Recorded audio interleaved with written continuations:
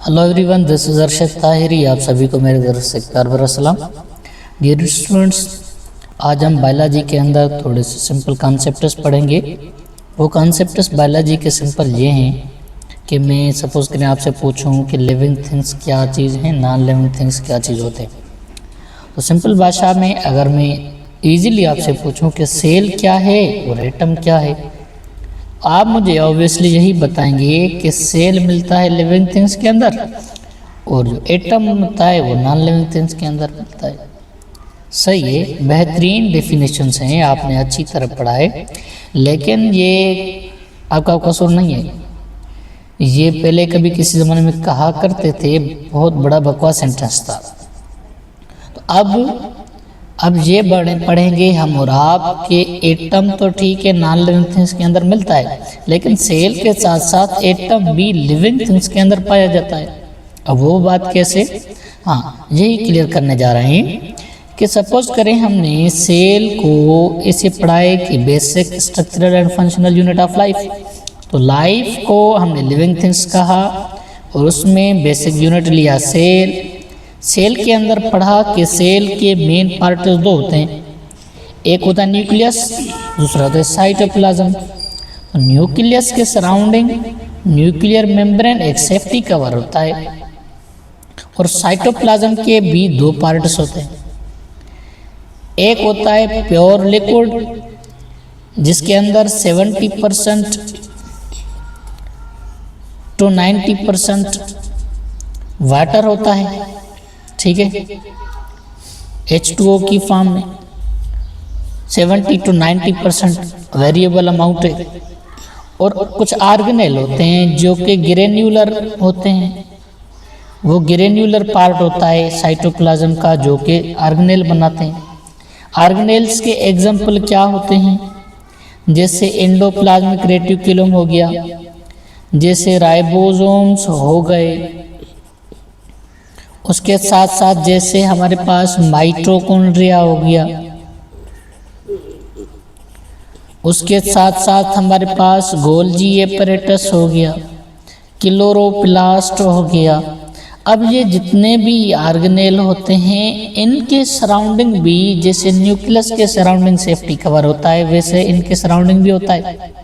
तो हर एक ऑर्गेनेल भी कवर्ड होता है सेफ्टी कवर से।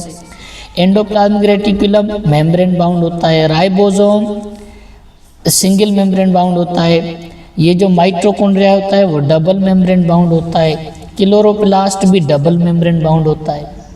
ये ऑर्गेनेल हो गए, ऑर्गेनेल का एग्जांपल हमने यहाँ पर पढ़ा। फिर हर एक ऑर्गेनेल की जो सेफ्टी कवर होता है वो पढ़ा, वो मेम्ब्रेन्स होता है, ठीक है, उसके सराउंडिंग सेफ्टी मेम्ब्रेन होते हैं।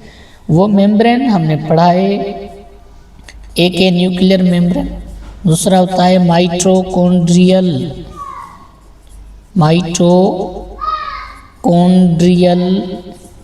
मेम्ब्रेन। उसके अलावा जो हमारे पास होता है सेल के सराउंडिंग जस्ट लिविंग में बाउंड्री होती है उसको कहा जाता है प्लाज्मा मेम्ब्रेन। इस प्लाज्मा मेम्ब्रेन को सेल मेम्ब्रेन भी बोल सकते हैं और इसका बहुत प्यारा नाम है एक प्लाज्मा लेमा,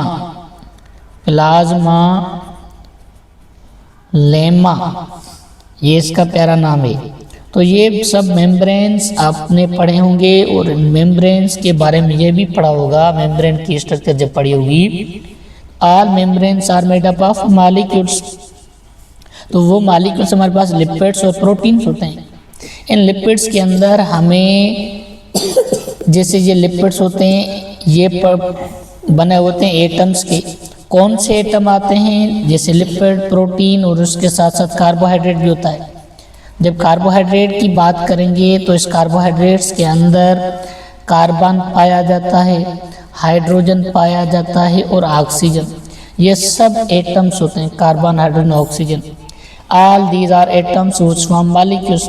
मॉलिक्यूल की डेफिनेशन हमने ये पढ़ी है कि मॉलिक्यूल्स और कॉम्बिनेशन ऑफ सेम और डिफरेंट एटम्स। ये कार्बोहाइड्रेट होता है मॉलिक्यूल, इसके अंदर तीनों डिफरेंट एटम्स होते हैं। ये एटम्स मिलकर एक मॉलिक्यूल बनाते हैं। फिर प्रोटीन के साथ साथ लिपिड होता है, प्रोटीन के अंदर नाइट्रोजन भी मिलता है कभी कभी, इसके साथ साथ कभी कभी सल्फर भी मिलता है। ये सब एटम्स मिलकर मॉलिक्यूल्स बनाते हैं। अब हमने देखा कि सेल से जब शुरू किया था तो एटम तक पहुंच गए, मतलब सेल लिविंग थिंग का पार्ट था, तो हमें एटम भी ऐसे लगा कि लिविंग थिंग का पार्ट है। तो हम अभी ये डेफिनेशन पढ़ेंगे कि सेल लिविंग थिंग्स के अंदर भी मिलता है और एटम भी लिविंग थिंग्स के अंदर मिलता है, जबकि जस्ट जो एटम है वो नॉन लिविंग थिंग के अंदर मिलता है। ऐसे बता सकते हैं कि living things are made up of cell and atom both, but जब नॉन लिविंग थिंग्स के बारे में बताएंगे कि वो सिर्फ और सिर्फ एटम्स के बने होते हैं।